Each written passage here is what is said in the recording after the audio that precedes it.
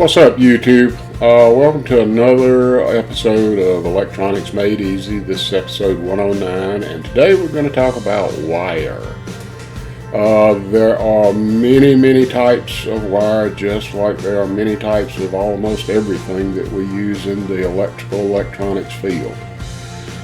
We're also going to talk about color codes, and we're going to talk about the numbering systems of wires.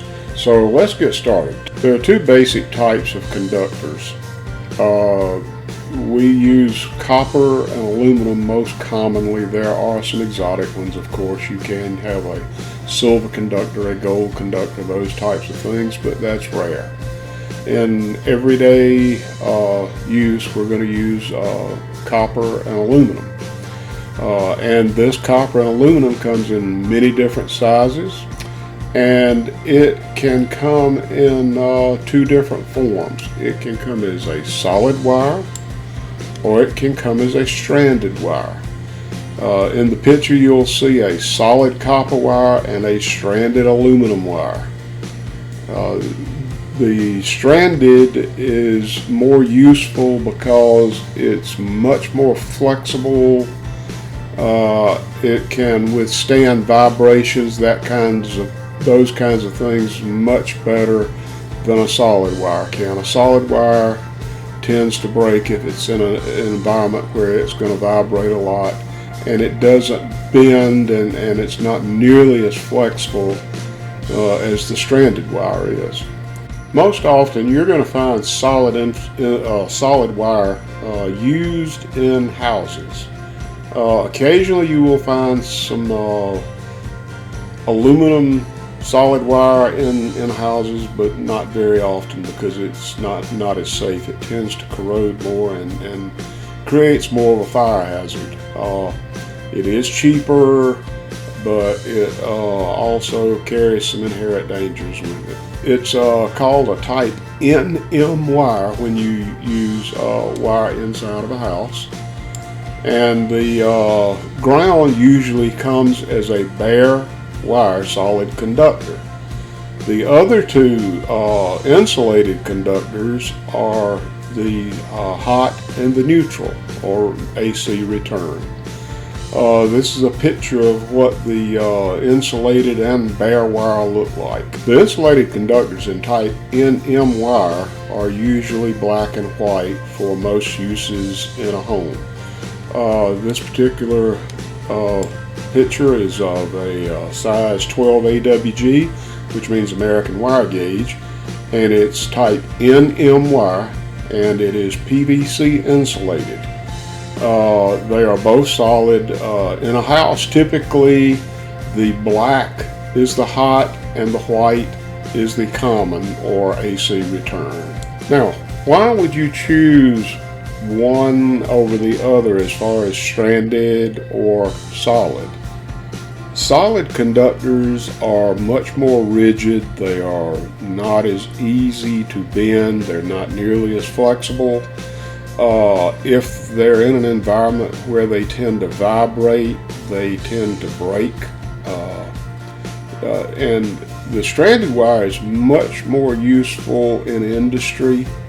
It's flexible. You can route it anywhere. It's just easy to work with. It can withstand the environment with the vibrations.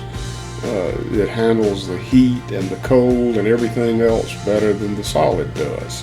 So that's why we use solid and stranded. The solid, of course, is a little cheaper. This picture shows a solid number 12 conductor, which is what you would use in your house. And this is a stranded number 16 copper conductor. And both of these are very useful in their particular environment, but choose wisely.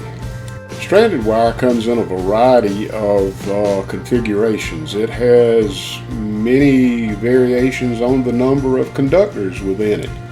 And the more conductors you have, the more flexible the wire is and the more bendable it is. Here's a couple of examples. This is 16 gauge stranded copper versus 20 gauge stranded copper.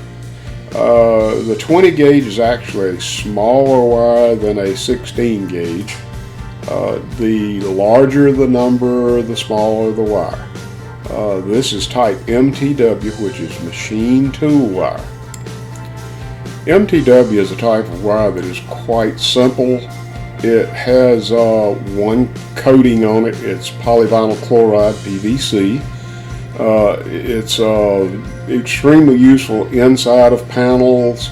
It's extremely useful anywhere you've got to make tight bends, and just any control wire is probably going to end up being MTW wire.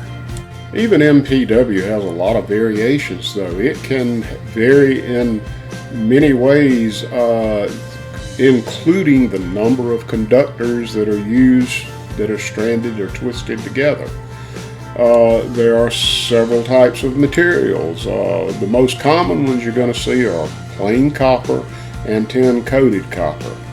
The tin coated copper is a little better conductor. It can take a little more current, and it also is less likely to corrode once you put it inside a bad environment. MTW is used throughout industry. It's probably the most common wire used, maybe with the exception of THHN, which we will talk about later. The insulation on the outside of the wire can vary in any shade, color, just about that you can think of. It has many color combinations, and a lot of times that's necessary just to keep track of which wire is which. When you've got 1,000 wires going from one place to another and they're all in the same conduit, and a conduit is the container. It's a piece of pipe that you put the wire inside of to protect it when you're going from one part of the system to another part of the system. But this stuff is amazing as to how many variations you can get in color and type. There are also multi-conductor wires.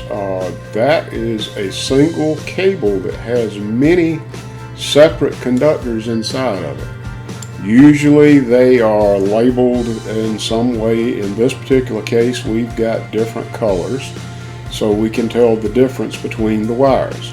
If you look, you'll see there's probably 2 reds, 2 blues, 2 oranges, and so on. Typically though, one of those reds will have a black stripe or a white stripe. The orange may have a black or white stripe, so you can tell the difference. But usually identification is very clear once you look at the wire itself. The outside of the multi-conductors have an insulating protective layer on it, and if you look carefully below that, you can see that there is a foil lining just under the outside insulation. That is called a shield. And what that does, if you're carrying low voltage signals inside of those wires, you don't want extraneous signals coming in from outside. That shield, that aluminum or copper lining that is around all of those inner conductors, keeps out those stray signals so that you're not going to get bad signals. This graphic shows a little better how that shielding works, how it's on there. This particular one has a braided, well, on the outside it has a layer of protective insulation. Inside of that it has a stainless steel braided layer which protects the wire and acts as a shield, and below that there is also a foil layer which protects those wires from getting signals from outside. You'll see there are several wires inside of there, and there's this other stuff in there, and it looks like a piece of plastic rope. Well, that is called a filler. That keeps the wire round.